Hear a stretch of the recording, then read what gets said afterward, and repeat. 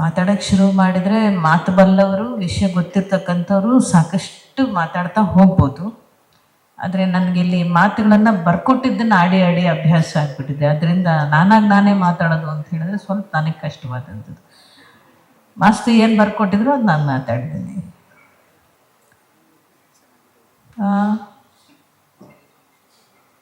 But ಚೆನ್ನಾಗಿ ಬರೆದಿದ್ದೀರಿ. ನಿರ್ದೇಶಕರು ನನಗಿಂಥದ್ದು ಬೇಕು ಅಂತ ಹೇಳಿದರೆ ಹಂಗೆ ಅವ್ರು ಬರ್ಕೊಟ್ಟಿದ್ದಾರೆ. ಆ ನಿರ್ದೇಶಕರು ಮಾತಾಡಪ್ಪ ಅಂತಂದರೆ ನಂಗೆ ಮಾತಾಡೋಕ್ಕೆ ಬರಲ್ಲ ಅಂತ ಏನು ಮಾಡೋಣ? ನಮಗೆ ಬರೀ ಮಾತಾಡೋಕ್ಕೆ ಬಿಟ್ಬಿಡೋದ? ಒಟ್ಟಾರೆಯಾಗಿ ಎಲ್ಲಿಂದ ಶುರು ಮಾಡಬೇಕು ಅನ್ನೋದು ನನಗೆ ಗೊತ್ತಾಗ್ತಾ ಇಲ್ಲ. ಬಹಳಷ್ಟು ಸಿನಿಮಾಗಳನ್ನು ಮಾಡಿದ್ದೀವಿ, ಬಹಳಷ್ಟು ಈ ರೀತಿಯ ಪಾತ್ರಗಳನ್ನು ಬೇರೆ ಬೇರೆ ಶೇಡ್ಸಲ್ಲಿ ಮಾಡಿದ್ದೀವಿ, ಬೇರೆ ಬೇರೆ ಥರದಲ್ಲಿ ಮಾಡಿದ್ದೀವಿ. ಅಂದರೆ ಸಾಮಾಜಿಕವಾಗಿ ತುಳಿತಕ್ಕೆ ಒಳಗಾದಂತಹ ಮನುಷ್ಯರುಗಳು ಏನಿದ್ದೀವಿ ಅಂಥ ಒಂದೊಂದು ಪಾತ್ರಗಳನ್ನು ನಾವು ಸಾಕಷ್ಟು ಮಾಡಿದ್ವಿ. ಯಾಕೆ ನಾನು ಮತ್ತು ವಿಜಯ್ ಮಾಡಿದ್ದದ್ದು ಭೀಮಾ ತೀರದಲ್ಲಿ ಇರ್ಬೋದು, ಅಥವಾ ವೀರು ಎಸ್ ನಾರಾಯಣ್ ಅವ್ರು ಮಾಡಿ ವೀರು, ಬೇರೆ ಬೇರೆ. ಬಟ್ ಇಲ್ಲಿ ಏನು ಆ ಥರ ಪಾತ್ರಗಳು ನಾವು ಮಾಡಿದಾಗ ಈ ಚಿತ್ರ ಯಾತಕ್ಕೆ ಇಷ್ಟು ಸೌಂಡ್ ಮಾಡ್ತಾ ಇದೆ ಅಂತ ಹೇಳಿದರೆ, ಇದರಲ್ಲಿ ಕೊನೆಯ ಎಂಡ್ ನಾನು ಅವ್ರಿಗೆ ಶಿಕ್ಷೆ ಕೊಡೋದು ಭಾಳ ದೊಡ್ಡದಲ್ಲ. ನನಗಿಂತಲೂ ದೊಡ್ಡದು ಆದದ್ದು ಈ ದೇಶದಲ್ಲಿ ಸಂವಿಧಾನ ಅವ್ರಿಗೆ ಶಿಕ್ಷೆ ಕೊಡಬೇಕು ಅಂತ ಎಂಡ್ ಮಾಡೋದಿದೆಯಲ್ಲ, ಅದು ನಾವು ಈ ದೇಶದ ಸಂವಿಧಾನಕ್ಕೆ ಎಷ್ಟರ ಮಟ್ಟಿಗೆ ಗೌರವ ನಾವು ಕೊಡಬೇಕು ಅನ್ನೋದನ್ನು ಈ ಚಿತ್ರದ ಮೂಲಕ ಎಂಡಲ್ಲಿ ಹೇಳುವಂಥದ್ದು. ಒಟ್ಟಾರೆ ಆಶಯವೂ ಕೂಡ ಇಡೀ ಚಿತ್ರದ್ದು ಅದೇ ಆಗಿದೆ ಕೂಡ. ಶಿಕ್ಷಣ, ಹೋರಾಟ, ಸಂಘಟನೆ, ಮಗಳಿಗೆ ಶಿಕ್ಷಣವನ್ನು ಕೊಡಿಸೋ ಅಪ್ಪ, ತನಗೆ ಶಿಕ್ಷಣ ಇರೋದಿಲ್ಲ, ಮಗಳಿಗೆ ಶಿಕ್ಷಣ ಕೊಡಿಸ್ತಾನೆ. ನಮ್ಗೆ ಯಾರಿಗೂ ವಿದ್ಯಾಭ್ಯಾಸ ಇಲ್ಲ, ಆದರೆ ನಮ್ಮ ಮಕ್ಕಳು ಚೆನ್ನಾಗಿ ಓದಬೇಕು ಅನ್ನುವಂಥದ್ದು ಇದೆಯಲ್ಲ ಶಿಕ್ಷಣ, ಅದೇ ನಿಜವಾಗ್ಲೂ ಕೂಡ ಸಂವಿಧಾನದ ಮೂಲ ಆಶಯ. ಪ್ರತಿಯೊಬ್ಬರೂ ವಿದ್ಯಾವಂತರಾಗಬೇಕು, ವಿದ್ಯೆಯನ್ನು ಕಲಿಯೋದ್ರ ಮೂಲಕ ಪ್ರಶ್ನಿಸುವಂತಹ ಸ್ವಭಾವವನ್ನು ಬೆಳೆಸ್ಕೋಬೇಕು. ಆ ಪ್ರಶ್ನಿಸೋದ್ರ ಮೂಲಕ ನಮ್ಮ ಮೇಲೆ ಯಾರಾದರೂ ದಾಳಿಯನ್ನು ಮಾಡಿದಂಥ ಯಾವುದೇ ರೀತಿಯಲ್ಲೂ ಕೂಡ, ಅದು ಮಾತಿನ ದಾಳಿ ಇರ್ಬೋದು, ಆರ್ಥಿಕ ದಾಳಿ ಇರ್ಬೋದು, ಬೇರೆ ಬೇರೆ ಯಾವುದೇ ರೀತಿಯಲ್ಲೂ ಕೂಡ ನಮ್ಮ ಮೇಲೆ ಎರಗಿ ಬರ್ತಾರೆ ಅಂದಾಗ ನಮಗೆ ಪ್ರತಿಭಟಿಸುವ ಶಕ್ತಿ ಎಲ್ಲಿ ಸಿಗುತ್ತೆ ಅಂತ ಹೇಳಿದ್ರೆ ಅದು ನಮ್ಮ ಶಿಕ್ಷಣದ ಮೂಲಕ ಸಿಗುತ್ತೆ ಅಂತ. ಶಿಕ್ಷಣ ಅನ್ನುವಂಥದ್ದು ಅಕ್ಷರ ಜ್ಞಾನ ಒಂದೇ ಅಲ್ಲ. ನಾವೆಲ್ಲರೂ ಎಲ್ಲಿ ಕೂಡಿ ಕಲಿತು ಮಾತಾಡ್ತಾ ಇದ್ದೀವಲ್ಲ, ಇದರ ಮೂಲಕವಾಗಿ ನಾವು ಎಷ್ಟು ಪಡ್ಕೋತಾ ಇದ್ದೀವಲ್ಲ, ಇದು ಕೂಡ ನಮ್ಮ ಒಂದು ರೀತಿಯ ಶಿಕ್ಷಣವೇ ಅಂತ ನಾವು ಭಾವಿಸ್ತೀವಿ. ಇದು ಅಲ್ಲಲ್ಲಿ ಚಿತ್ರದಲ್ಲಿ ಸಮಾಜದಲ್ಲಿ ನಡೆದಿರುವಂತಹ ಘಟನೆಗಳನ್ನು ಅಲ್ಲಲ್ಲಿ ಇಟ್ಟಿರ್ತಕ್ಕಂಥದ್ದು ನಾವು ನೋಡ್ತೇವೆ. ಅದು ಮೊದಲೇ ಹೇಳ್ತಾರೆ 1982 ಅಂತಲ್ಲ ಈ ಕಥೆ, 1982ಕ್ಕೆ ತೊಗೊಂಡು ಹೋಗಿ ಹೇಳ್ತಾರೆ ಅದನ್ನು. ಆದರೆ ಹಾಗೆ ಹೇಳಬೇಕಾದ ಅಗತ್ಯ ಇಲ್ಲ.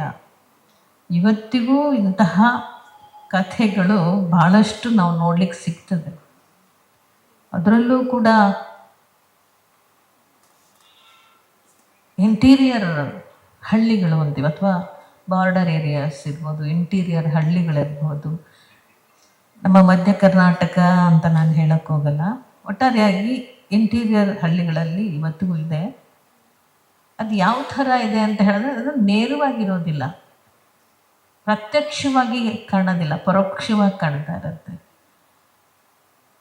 ಹೇಗೆ ಅಂತೇಳಿದ್ರೆ, ಶೋಷಣೆ ಅನ್ನುವಂಥದ್ದು ಮನುಷ್ಯನ ಬದುಕಿನಲ್ಲಿ ನಿರಂತರವಾಗಿ ಬಂದಿರತಕ್ಕಂಥದ್ದು, ಅನುಭವಿಸ್ಕೊಂಡೇ ಬಂದಿದೆ.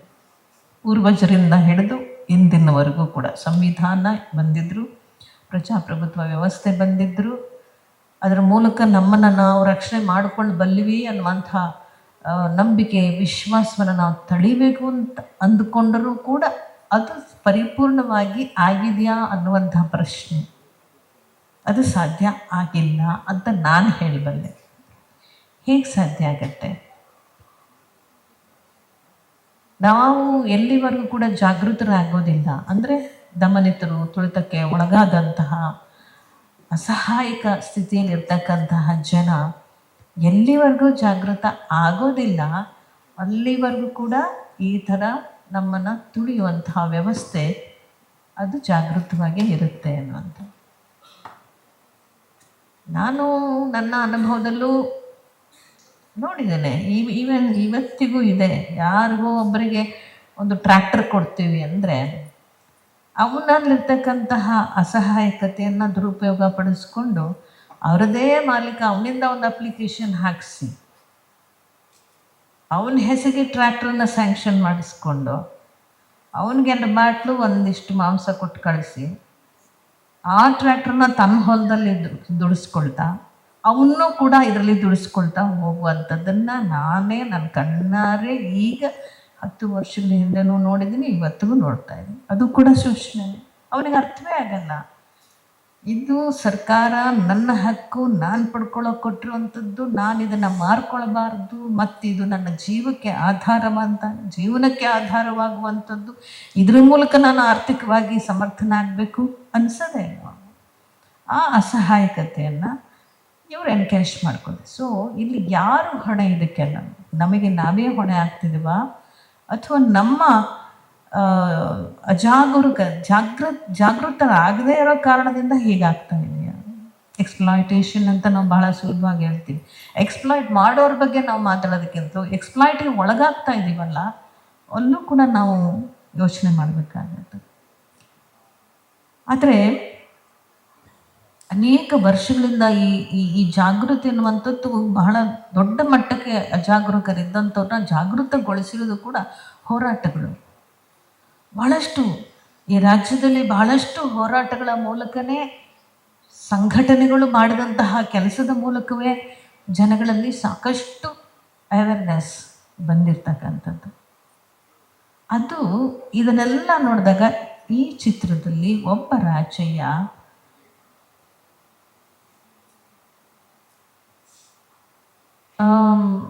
ರಾಜಯ್ಯನ ಮೂಲಕ ಅದನ್ನು ಹೇಳಿಸೋದ್ರ ಜೊತೆಯಲ್ಲಿ ಆಗಾಗ ರಾಜಯ್ಯನೂ ಕೂಡ ನಮ್ಮಲ್ಲಿ ಆ ಮನಸ್ಥಿತಿ ಇದೆಯಲ್ಲ, ನಮ್ಗೆ ಯಾಕೆ ಬಿಡಪ್ಪ, ಅಯ್ಯೋ ನಮ್ಮ ಪಡೆಗೆ ನಾವಿರೋಣ, ಅವ್ರ ವಿಷಯ ನಮ್ಗೆ ಯಾಕೆ ಬಿಡಪ್ಪ, ಸುಮ್ಮನೆ ಇದನ್ನೆಲ್ಲ ಯಾರು ತಲೆಗೆ ಎಳ್ಕೊಂಡು ಇದೆಲ್ಲ ಯಾಕೆ ಬೇಕು ನಮಗೆ, ನಮ್ಮ ಪಾಡಿಗೆ ನಾವು ಇದ್ದು ಬಿಡೋಣ ಅಂತ ಒಂದು ಮನಸ್ಥಿತಿ ಇದೆಯಲ್ಲ. ರಾಜಯ್ಯನೂ ಕೂಡ ಕೆಲವೊಂದು ಸಲ ಹಾಗೆ ಮಾಡ್ತಾನೆ. ರಾಜಯ್ಯನೂ ಕೂಡ ಅನಿವಾರ್ಯ ಆದಾಗ ಕೈ ಚೆಲ್ಲಿ ಬಿಡ್ತಾನೆ. ಅವ್ನು ಯಾಕೆ ಒಂದು ಊರು ಬಿಟ್ಟು ಇನ್ನೊಂದು ಊರಿಗೆ ಬರಬೇಕು? ಅದೇ ಊರಲ್ಲೇ ಇದ್ದು ಅದೇ ಊರಲ್ಲೇ ಜಯಿಸ್ಬೋದಾಗಿತ್ತಲ್ಲ. ಅಲ್ಲಿನ ಆ ಕ್ರೂರತೆ, ಆ ಮಾನಸಿಕವಾದಂಥ ಕ್ರೂರ ಸ್ಥಿತಿಯನ್ನು ನೋಡಿದಂಥವನು, ಮಗುವಿನಿಂದಲೂ ನೋಡಿದಂಥವನು,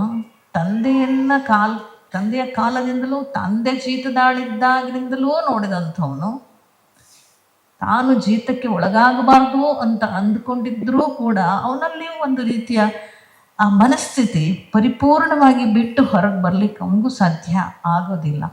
ಇದನ್ನು ನಾನು ಈ ಚಿತ್ರದಲ್ಲಿ ಗಮನಿಸಿರ್ತಕ್ಕಂಥದ್ದು. ಅವನು ಅದನ್ನು ಪರಿಪೂರ್ಣವಾಗಿ ಬಿಟ್ಟು ಬರಲ್ಲ, ಆಗಲ್ಲ. ಸಮಾಜ, ಸ್ಥಿತಿ, ಅನಿವಾರ್ಯತೆ ಒಬ್ಬ ಮನುಷ್ಯನನ್ನು ಹೇಗೆ ಕಟ್ ಹಾಕುತ್ತೆ ಅನ್ನುವಂಥದ್ದನ್ನು ನಾವು ಈ ಚಿತ್ರದಲ್ಲಿ ನಾವು ನೋಡಬಹುದಾಗಿದೆ. ಆದರೆ ಚಿಕ್ಕ ಹುಡುಗನಲ್ಲಿ ಅವನಿಗೆ ಆದಂತಹ ಘಟನೆಗಳ ಆಧಾರದ ಮೇಲೆ ಅವನು ಊರು ಬಿಟ್ಟು ನಮಗೆ ಬೇಡ ಬಿಡಪ್ಪ, ನಾವು ಇಲ್ಲಿರೋಷ್ಟು ದಿವಸನೂ ನಮ್ಮನ್ನ ಇಲ್ಲಿ ಬದುಕೋಕೆ ಬಿಡಲ್ಲ ವ್ಯವಸ್ಥೆ, ಬದುಕೋಕೆ ಬಿಡಲ್ಲ ವ್ಯವಸ್ಥೆ, ನಾವು ಬೇರೆ ಎಲ್ಲಾದರೂ ಹೋಗಿ ಬದುಕೊಳ್ಳೋಣ ಅಂತ ಬೇರೆ ಕಡೆಗೆ ಹೋದರೂ ವ್ಯವಸ್ಥೆ ಏನು ಬದಲಾಗಿರೋದಿಲ್ಲ. ಪ್ರಪಂಚದಾದ್ಯಂತಕ್ಕೆ ನೀವು ಹೋದರೂ ವ್ಯವಸ್ಥೆ ಅಂತೂ ಶೋಷಣೆಯನ್ನು ಮಾಡ್ತಕ್ಕಂತಹ ವ್ಯವಸ್ಥೆ ಇದ್ದದ್ದೇ ಆ ಊರಲ್ಲೂ ಸಹಿತ ಅದನ್ನೇ ಉಣ್ಣಬೇಕಾಗತ್ತೆ. ಸೊ ಅಲ್ಲೂ ಸಹ ಅವನು ಮೈಲ್ಡ್ ಆಗಿರ್ತಾನೆ ನೋಡಿ. ಅವನು ಅಲ್ಲಿ ಹೋದಾಗಲೂ ಕೂಡ ಆ ಹಿಂದಿನ ಅನುಭವದ ಮೇಲೆ ಅವನು ಸೈಲೆಂಟ್ ಆಗ್ಬಿಟ್ಟಿರ್ತಾನೆ. ಬೇಡ ಬೇಡ ನಮ್ಗೆ ಸುಮ್ಮನೆ ಬೇಡ, ಏನಾದ್ರು ಮಾಡ್ಕೊಂಡು ಹೋಗ್ಲಿ, ಅದನ್ನು ಒಪ್ಕೊಂಡ್ಬಿಡೋಣ. ಚಪ್ಪಲಿ ತಗೋ, ಚಪ್ಪಲಿ ತಗೋ, ಆಯಿತು ಹೋಗ್ತೀವಿ. ಅಂದರೆ ಇರೋ ವ್ಯವಸ್ಥೆ ಜೊತೆನೆ ಹೊಂದ್ಕೊಂಡು ಹೋಗಿ ಬದುಕ್ಬಿಡೋಣ ಅನ್ನೋ ಮನಸ್ಥಿತಿ ಬಂದ್ಬಿಟ್ಟಿರ್ತಾನೆ ರಾಜಯ್ಯ.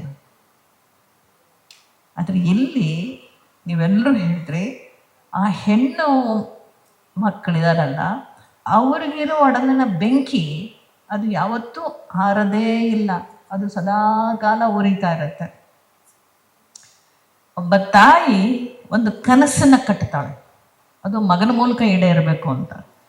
ಅದಕ್ಕೆ ಚಾಲೆಂಜ್ ಹಾಕ್ತಾಳೆ, ಗಡುವು ಕೊಡ್ತಾಳೆ, ಅದಕ್ಕೊಂದು ಷರತ್ತು ಹಾಕ್ತಾಳೆ, ಅವನಿಗೆ ಪ್ರೇರಣೆ ಕೊಡ್ತಾಳೆ. ಅವನಿಗೆ ನಾನು 2 ಎಕರೆ ಜಮೀನು ತಗೊಳ್ಳೇಬೇಕು, ನಾವು ಈ ದಾಸ್ಯದಿಂದ ಹೊರಗೆ ಬರಲೇಬೇಕು, ನನ್ನ ತಾಯಿಯ ಕನಸನ್ನು ನಾನು ಈಡೇರಿಸಲೇಬೇಕು ಅನ್ನೋ ಆ ಪ್ರೇರಣಾ ಶಕ್ತಿ ಆಗೋದು ಒಬ್ಬ ತಾಯಿ. ಆದರೆ ಅದು ಉಳಿಯಲ್ಲ ಅವನಿಗೆ. ಮತ್ತು ನಾವು ಏನೇ ಹೋರಾಟ ಮಾಡಿದ್ರೂ ನಮಗಿಂತಲೂ ಶಕ್ತಿಶಾಲಿಯಾದಂಥದ್ದು ನಮ್ಮನ್ನು ಶೋಷಣೆಗೆ ಒಳಪಡಿಸುವಂತಹ ಪಟ್ಟಭದ್ರ ಹಿತಾಸಕ್ತಿ. ಇದು ಎಲ್ಲರ ಜೀವನದಲ್ಲೇ ನಡೆಯುತ್ತೆ. ಇದೆಲ್ಲೋ ಒಂದು ಕಡೆ ದಲಿತರಿಗೆ ನಡಿಬೇಕು ಅಥವಾ ಹಿಂದುಳಿದ ವರ್ಗದವ್ರಿಗೆ ನಡಿಬೇಕು, ಮುಂದುವರೆದವ್ರು, ಹಂಗಲ್ಲ. ಅದೊಂದು ಜಾತಿ ಆಧಾರದಲ್ಲ. ಇದು ಸಾಮಾಜಿಕವಾಗಿ ಆರ್ಥಿಕವಾಗಿ ಇರುವ 2 ಸಂಘರ್ಷಗಳು. ಒಂದು ಉಳ್ಳವನು, ಇಲ್ಲದವನು. ಅದಕ್ಕೆ ಜಾತಿ ಧರ್ಮ ಭೇದ ಇನ್ನೊಂದು ಮತ್ತೊಂದು ಏನು ಬೇಕಾಗಿಲ್ಲ. ಉಳ್ಳವನು ಇಲ್ಲದವನು. ಆ ಉಳ್ಳವನಿಗೆ ಜೀವಪರ ಚಿಂತನೆಗಳು ಇರೋದಿಲ್ಲ. ಉಳ್ಳವನಿಗೆ ನಾನು ಇನ್ನಷ್ಟು ಪ್ರವರ್ಧಮಾನಕ್ಕೆ ಹೋಗಬೇಕು, ಎಲ್ಲ ಸಂಪನ್ಮೂಲಗಳು ನನ್ನ ಬಳಿಯೇ ಇರಬೇಕು ಅನ್ನುವಂಥ ಒಂದು ಆಸೆ. ಅದು ಒಬ್ಬ ಮಹಾರಾಜರಿಗೆ ನನ್ನ ಸಾಮ್ರಾಜ್ಯ ವಿಸ್ತರಣೆ ಮಾಡಿಕೊಳ್ಬೇಕು, ನಾನು ಇನ್ನಷ್ಟು ಖಜಾನೆ ತುಂಬ್ಕೋಬೇಕು ಅಂತ ಅವನು ಒಂದಿರುತ್ತಲ್ಲ. ಹಾಗೆ ಅವರೆಲ್ಲ ಉಳ್ಳವರ ಸ್ಥಿತಿಯನ್ನು ಅನುಭವಿಸ್ತಕ್ಕಂಥದ್ದು. ಇಲ್ಲದವರಿಗೆ ಪುಟ್ಟ ಪುಟ್ಟ ಕನಸುಗಳಿದೆಯಲ್ಲ, ಅದನ್ನು ಈಡೇರಿಸ್ಕೊಳ್ಳೋದೇ ಭಾಳ ದೊಡ್ಡ ಕಷ್ಟ ಆಗಿರುವಂಥದ್ದು. ಬಿಡೋದಿಲ್ಲ ಅನ್ನೋದು, ಅದನ್ನು ಬಹಳ ಚೆನ್ನಾಗಿ ಈ ಚಿತ್ರದಲ್ಲಿ ತೋರಿಸ್ಕೊಟ್ಟಿರ್ತಕ್ಕಂಥದ್ದನ್ನು ನಾವು ಕಾಣ್ತೇವೆ. ಮತ್ತು ಇಷ್ಟೇ, ಏನು ಮಾಡೋಕ್ಕಾಗಲ್ಲ, ಸುಮ್ಮನೆ ಆಗ್ಬಿಡೋಣ ಅಂತ ಹೆಂಡತಿ ಮಗಳನ್ನ ಕರ್ಕೊಂಡು ಬಂದ ನಂತರವೂ ತಂಪಾಡಿಗೆ ತಾವು ಜೀವನ ಮಾಡೋಕ್ಕೂ ಬಿಡದೇ ಇರ್ತಕ್ಕಂಥ ಒಂದು ಸ್ಥಿತಿ ನಿರ್ಮಾಣ ಆದಾಗ ಮತ್ತೆ ಅವನಲ್ಲಿ ಇದ್ದಂತಹ ಹಠ, ಛಲ, ಆಕ್ರೋಶ ಒಳಗೆ ಇರುತ್ತೆ, ಅವನಿಗೆ ಒಳಗೆ ಇರುತ್ತೆ. ಮತ್ತೆ ಅದು ಹೊರಗೆಡಬೇಕಾದ್ರೆ ಮತ್ತೆ ತನ್ನ ಹೆಂಡತಿ ಕಾರಣ ಆಗ್ತಾಳೆ, ಮತ್ತೆ ಅವಳು ಪ್ರೆಷರ್ ಹಾಕ್ತಾಳೆ, ಮತ್ತೆ ಅವನು ಎದ್ದುಕೊಳ್ತಾನೆ. ಹೆಂಗೂ ಸಾಯ್ತೀವಿ ಬಿಟ್ಟು ಹಾಕಿ ಹೋಗತ್ಲಿಗೆ ನಾವು ಹೋರಾಟನೇ ಮಾಡಿಬಿಡೋಣ ಅತ್ಲಿಗೆ ಮತ್ತೆ ಹೋರಾಟ ಶುರು ಮಾಡ್ತಾನೆ. ಹಾಗಾಗಿ ಇದು ಈ ಕಿಚ್ಚು ಅನ್ನುವಂಥದ್ದು ಯಾರಾದರೂ ಹಚ್ಚಬೇಕು. ಅದನ್ನು ಕಿಚ್ಚು ಯಾರಾದ್ರೂ ಇದ್ದರೆ ಒಳಗಡೆ ಅದಕ್ಕೊಂದಿಷ್ಟು ಯಾರಾದ್ರೂ ಚುಚ್ಚಿದಾಗ ಇನ್ನೊಂದಷ್ಟು ಕಿಚ್ಚು ಹೇಳುತ್ತಲ್ಲ, ಹಾಗೆ ಇದು. ಈ ಒಟ್ಟಾರೆಯಾಗಿ ಈ ಚಿತ್ರದಲ್ಲಿ ಒಳ್ಳೆಯ ಒಂದು ವಿಷಯ ವಸ್ತುಗಳನ್ನು ಇಟ್ಕೊಂಡು ಮಾಡಿದ್ದಾರೆ. ನನಗೆ ಯಾರೋ ನನಗೆ ಅನ್ನಿಸ್ತಾ ಇತ್ತು,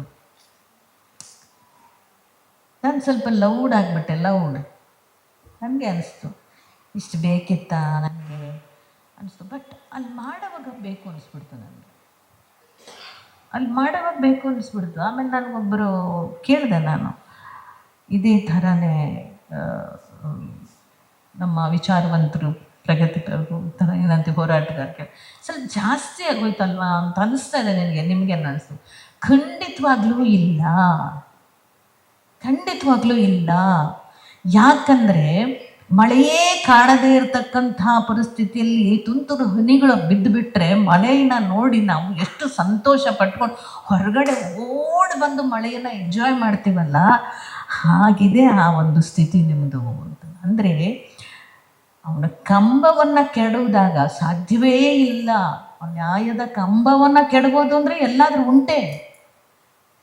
ಅಂಥ ಇಡೀ ಊರನ್ನೇ ತನ್ನ ಶಕ್ತಿಯಲ್ಲಿ ಇಟ್ಕೊಂಡಿರ್ತಕ್ಕಂಥ ಮುಂದೆ ಕಂಬನ ಕೆಡು ಬಿಡ್ತಾನೆ. ಯಾರು ಕೆಲಸಕ್ಕೆ ಬರ್ತಾವ, ಯಾರು ಜೀತದ ಮಗ ಕಂಬದಲ್ಲಿ ಕೆಡು ಬಿಡ್ತಾನೆ ಅಂದರೆ, ಒಂದು ಮಗುವಿನಿಂದ ಆ ಒಂದು ದೇವರನ್ನ ಮುಟ್ಟಿಸ್ಬಿಡ್ತಾನೆ, ಹತ್ತಿಸಿ ಅದನ್ನು ಮುಟ್ಟಿಸ್ಬಿಡ್ತಾನೆ ಅಂತಂದರೆ, ನಮಸ್ಕಾರ ಮಾಡಿಸ್ಬಿಡ್ತಾನೆ.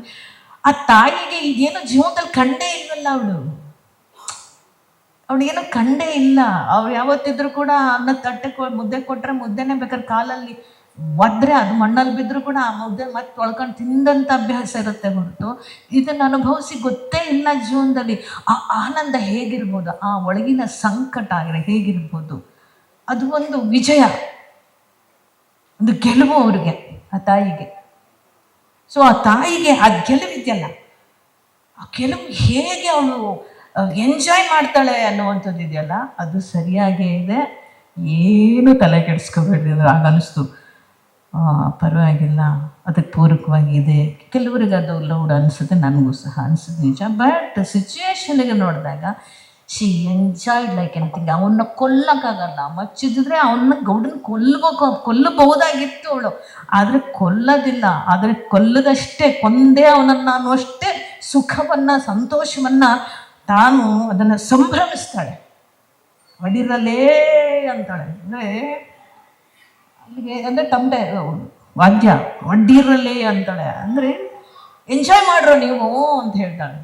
ನಮಗೆ ಸಿಕ್ಕಿದ ಒಂದು ಇಡೀ ಸಮುದಾಯಕ್ಕೆ, ಇಡೀ ಊರಿಗೆ ಇಂಥ ಒಂದು ಸ್ಥಿತಿ ಬಂತು, ಇದೊಂದು ಕಂಬ ಕಡಿದ್ವಲ್ಲ ನಾವು, ಖುಷಿ ಪಡ್ರೋ ಅಂತ ಖುಷಿ ಪಡ್ತಾಳಲ್ಲ. ಅವಳ ಹೊಟ್ಟೆಲಿ ಎಷ್ಟು ಬೆಂಕಿ ಇರ್ಬೋದು, ಎಷ್ಟು ಬೆಂಕಿ ಇರ್ಬೋದು. ಹಾಗೆ ಒಂದೊಂದು ಕಡೆನೂ ಕೂಡ ಬಹಳ ಚೆನ್ನಾಗಿ ಹೆಣ್ಕೊಳ್ತಾ ಹೋಗಿದ್ದಾರೆ. ಎಲ್ಲೋ ಒಂದು ಕಡೆ ಇನ್ನು ಸ್ವಲ್ಪ ಬ್ರಿಸ್ಕ್ ಆಗಬೇಕಾಗಿತ್ತು ಎಂಡಲ್ಲಿ, ಅದು ಹೆತ್ತವನಿಗೆ ಹೆಗ್ಣ ಮುದ್ದು, ಅದೆಲ್ಲ ಸುತ್ತಿ ಎಲ್ಲ ಶೂಟಿಂಗ್ ಮಾಡಿ ಮಾಡಿ ಮಾಡಿ ಟೇಬಲಲ್ಲಿ ಇಟ್ಕೊಂಡಾಗ ನಿಜವಾಗ್ಲೂ ಯಾವ್ದು ಇಡಬೇಕೋ ಅದನ್ನು ಬಿಟ್ಟು ಇನ್ಯಾವ್ದು ಬೇಡವೋ ಅದು ಬಹಳ ಮುಖ್ಯವಾಗಿರುತ್ತೆ, ಅದನ್ನು ಇಟ್ಟಿರ್ತಾರೆ. ಹೆತ್ತವನಿಗೆ ಹೆಗ್ಣ ಮುದ್ದು. ಹಾಗೆ ನಮ್ಮ ಜಡೇಶನ್ ತಾನು ಮಾಡಿದ್ದೆಲ್ಲವೂ ಮುದ್ದಾಗಿ ಇಟ್ಟಿದ್ದಾರೆ, ಅದಕ್ಕೆ ನಮ್ಮದೇನು ಆಕ್ಷೇಪಣೆ ಇಲ್ಲ. ನಾನು ಹೇಳಿದೆ ನೋಡ್ಕೊಂಡು ಬಂದ ತಕ್ಷಣ ಕೆಲವೊಂದು ಕಡೆ ಬ್ರಿಸ್ಕ್ ಮಾಡಬೇಕಾಗಿತ್ತಪ್ಪ ಅಂತ ಹೇಳ್ಬಿಟ್ಟು. ಒಟ್ಟಾರೆಯಾಗಿ ಸಮಾನತೆಗಾಗಿ, ಆರ್ಥಿಕ ಸಮಾನತೆಗಾಗಿ, ಸಾಮಾಜಿಕ ಸಮಾನತೆಗಾಗಿ ಸಂವಿಧಾನದ ಮೂಲ ಆಶಯವನ್ನು ಇಟ್ಕೊಂಡು ತಮ್ಮ ಬದುಕಿನಲ್ಲಿ ಕನಸು ಕಾಣೋರು ಬಹಳಷ್ಟು ರಾಜಕೀಯ ಥರ ಇವತ್ತಿಗೂ ಇದ್ದಾರೆ.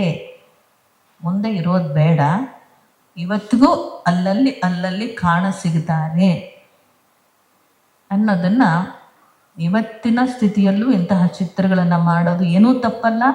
ಇಂತಹ ಚಿತ್ರಗಳು ಬರಬೇಕು, ಜನರು ಅದನ್ನು ಒಪ್ಕೋಬೇಕು, ಅದರ ಮೂಲಕ ಜನರು ಕೂಡ ವಿಚಾರವಂತರು ಚಿಂತನೆಗಳನ್ನು ಮಾಡ್ತಕ್ಕಂತಹ ಒಂದು ವ್ಯವಸ್ಥೆ ನಿರ್ಮಾಣ ಆಗಬೇಕು.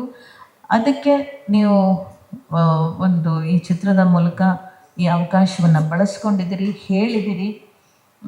3 ವಾರ ನಡೆಯೋದು ಅದು ದೊಡ್ಡ ವಿಷಯ.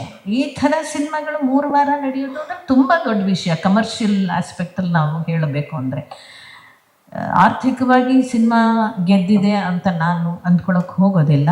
ಆದರೆ ಪ್ರೇಕ್ಷಕರ ದೃಷ್ಟಿಕೋನದಲ್ಲಿ ಸಿನಿಮಾ ಗೆದ್ದಿದೆ. ಆದ್ದರಿಂದ ಇಲ್ಲಿ ನಾನು ವಿಜಿದೇನಿಲ್ಲ, ವಿಜಿ ನಾಯಕ ಅಂತಿದ್ದ ಹಾಗೆ ಒಂದು ಸಿದ್ಧ ಸೂತ್ರ ಸಿನಿಮಾದಲ್ಲಿ ನಾಯಕ ಅಂದ ಕೂಡಲೇ ಅವರ ಮುನ್ನೆಲೆಯಲ್ಲಿ ಇದ್ದು ಅದನ್ನು ನಡೆಸ್ಕೊಂಡು ಹೋಗಬೇಕಾದಂಥ ರೂವಾರಿಗಳಾಗ್ಬಿಡ್ತಾರೆ. ಆ ಕೆಲಸನ ಆ ಹುಡುಗ ತುಂಬ ಚೆನ್ನಾಗಿ ಮಾಡಿದ್ದಾನೆ. ಈ ಸಿನಿಮಾವನ್ನು ಎಷ್ಟರ ಮಟ್ಟಿಗೆ ಅದನ್ನು ಏನು ಹೇಳ್ತೀವೋ, ಅದನ್ನು ಬೆಚ್ಚಗೆ ಕಾಪಾಡೋದು ಅಂತೀವಲ್ಲ, ಅದನ್ನು ಹೇಗೆ ಅದನ್ನು ಕಾಪಾಡ್ಕೋಬೇಕು, ಅದು ಹೇಗೆ ಜನಗಳಿಗೆ ತಲುಪಿಸ್ಬೇಕು, ಅದರಲ್ಲಿರ್ತಕ್ಕಂಥ ವಿಷಯದ ಬಗ್ಗೆ ಭಾಳ ಎಮೋಷ್ನಲ್ ಆಗಿದ್ದಾನೆ, ತುಂಬ ಎಮೋಷ್ನಲ್ ಆಗಿದ್ದಾನೆ. ಸೊ ನಾನು ಈ ಥರ ಪಾತ್ರಗಳನ್ನು ತುಂಬ ಮಾಡಿ ಮತ್ತು ನಾವು ನಮ್ಮ ಜೀವನದಲ್ಲಿ ಇದನ್ನೇ ಅನುಭವಿಸಿ ಇವತ್ತು ಇಷ್ಟರ ಮಟ್ಟಕ್ಕಾದರೂ ಬಂದಿದ್ದೀವಲ್ಲ. ಎಲ್ಲೋ ಒಂದು ಕಡೆ ಅಂಬೇಡ್ಕರ್ ಅವರ ಆಶಯ ಒಂದು ಸ್ವಲ್ಪ ಆದರೂ ಈಡೇರಿದೆಯಲ್ಲ ಅನ್ನುವಂಥ ಸಮಾಧಾನ ನಮ್ಮಗಳ ಬದುಕಿನಲ್ಲಿದೆ. ಸೊ ಹಾಗಾಗಿ ಇವತ್ತು ವಿಜಿ, ಜಡೇಶ, ನಮ್ಮ ಪ್ರೊಡ್ಯೂಸರ್ ಮತ್ತು ನಮ್ಮ ಮಾಸ್ತಿ, ಒಟ್ಟು ಟೀಮ್, ಮತ್ತು ನಮ್ಮ ಪುಟ್ಟಿ, ರಿತನ್ಯ ಅದು ಹೆಸರು ಸ್ವಲ್ಪ ಹೇಳೋಕ್ಕೆ ಕಷ್ಟ ಆಗುತ್ತೆ ನನಗೆ. ಎಲ್ಲರೂ ಬಹಳ ಅದ್ಭುತವಾಗಿ ಮಾಡಿದ್ರೆ. ಹೀರೋಯಿನ್ ರಚಿತಾ ರಾಮ್. ಒಟ್ಟಾರೆಯಾಗಿ ಸಿನಿಮಾ ಚೆನ್ನಾಗಿ ಬಂದಿದೆ, ನಮ್ಗೆ ಇಷ್ಟ ಆಯಿತು, ನಿಮಗೂ ಇಷ್ಟ ಆಯಿತು. ಆಮೇಲೆ ಈ ರೀತಿಯ ಒಂದು ಕಮರ್ಷಿಯಲ್ ಸಿನಿಮಾಗೆ, ಮೂರ್ತಿ ಬಿಗಿನಿಂಗಲ್ಲೇ ಹೇಳಿದಾಗ, ಒಂದು ಕಮರ್ಷಿಯಲ್ ಸಿನಿಮಾಗೆ ಈ ರೀತಿಯ ಸಂವಾದ ಅಂತ ಏರ್ಪಾಟಾಗಿರೋದು ಬಹುಶಃ ಮೊದಲನೇ ಸರಿ ಅಂತ ನಾನು ಭಾವಿಸ್ತೀನಿ. ಅದು ಸರಿ ಇದೆ ಅವರು ಹೇಳಿದ್ರು ಅಂತೇಳಿ. ಸಿನಿಮಾ ಮಾಡಿರೋರು ಕಮರ್ಷಿಯಲ್ ದೃಷ್ಟಿಯಿಂದಲೇ ಮಾಡಿದ್ದಾರೆ, ಅಂದರೆ ಮಾಡುವ ರೀತಿ ಮತ್ತು ಕಥಾವಸ್ತು ಎರಡೂ ಕೂಡ ಬೇರೆ ರೀತಿಯಲ್ಲಿದೆ. ಅದು ಬಹಳ ಮುಖ್ಯ. ಅಲ್ಲಿ ಜಡೇಶ ಗೆದ್ದಿದ್ದೀರಿ, ಒಳ್ಳೆಯದಾಗಲಿ. ಬಹುಶಃ ನಿಮ್ಮ ಕಾಟೇರಾಗಿಂತಲೂ ನಿಮ್ಮ ಕಾಟೇರ ತುಂಬ ಚೆನ್ನಾಗಿ ಗೆಲ್ತು.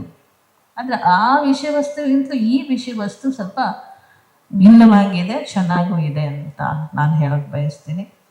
ನೀವೆಲ್ಲರೂ ಈ ಸಿನಿಮಾವನ್ನು ಉಳಿಸ್ಕೊಳ್ಳಿಕ್ಕೆ ಬಹಳ ಶ್ರಮ ಪಟ್ಟಿದ್ದೀರಿ.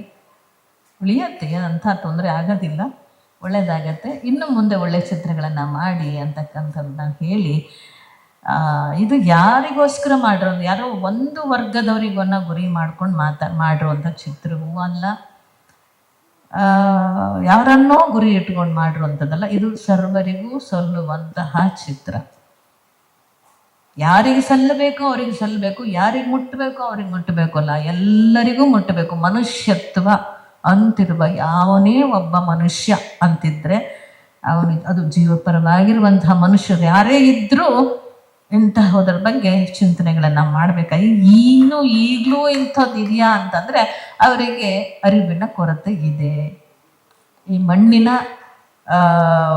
ಆಗುಹೋಗುಗಳ ಬಗ್ಗೆ, ಮನುಷ್ಯ ಜೀವನದ ಆಗುಹೋಗುಗಳ ಬಗ್ಗೆ ಸಾಮಾಜಿಕವಾಗಿ ಅರಿವಿನ ಕೊರತೆ ಇದೆ ಅಂತ ನಾವು ಅಂದ್ಕೋಬೇಕು. ಆ ಕೊರತೆಯನ್ನು ನೀಗಿಸೋದು ಮಕ್ಕಳ ಮೂಲಕವಾಗಿ ನೀಗಿಸ್ಬೇಕಾಗಿದೆ. ಮಕ್ಕಳಿಗೆ ಈ ಚಿತ್ರವನ್ನು ತೋರಿಸಿದ್ವಿ ಅಂತ ಹೇಳಿದ್ರಿ ನಮ್ಮ ದಾವಣಗೆರೆಯವರನ್ನ. ಆ ಕೆಲಸ ಹೆಚ್ಚು ಆಗಬೇಕು. ಈಗೆಲ್ಲ ಆರ್ಟ್ಸ್ ಯಾರು ತಗೊಳ್ಳಲ್ಲ, ಭಾಳ ಕಡಿಮೆ ತಗೊಳ್ಳೋದು. ಈಗೆಲ್ಲ ಬರೀ IT, ಕಾಮರ್ಸ್, ಸೈನ್ಸ್. ಈ ಸೈನ್ಸು, ಕಾಮರ್ಸು, IT ಓದಿದ ಮಕ್ಕಳಿಗೆ ಚರಿತ್ರೆ ಏನೂ ಗೊತ್ತಿರಲ್ಲ.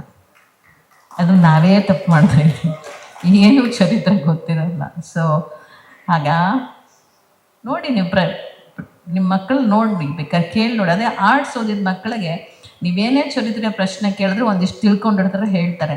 ನಿಮ್ಮ ಸೈನ್ಸ್ ಓದಿದ ಮಕ್ಕಳಿಗೆ ಏನೇನೂ ಗೊತ್ತಿಲ್ಲ. ನಮ್ಮ ಮನೇಲೇ ಇದ್ದಾರೆ.